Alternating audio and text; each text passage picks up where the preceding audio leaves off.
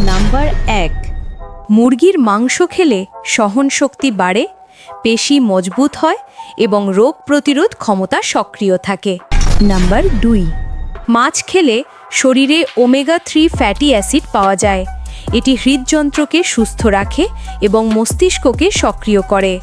Number 3, খাসির মাংস খেলে শরীরে শক্তি আসে, রক্তের ঘাটতি পূরণ হয় এবং দেহে বল বৃদ্ধি পায়।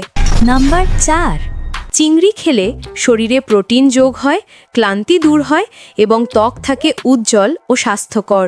নাম্বার 5, বিরিয়ানি খেলে শরীরে শক্তি আসে, স্বাদে মন ভরে যায় এবং মুড ফ্রেশ হয়। নাম্বার 6, ডিম খেলে শরীরে প্রোটিন পাওয়া যায়।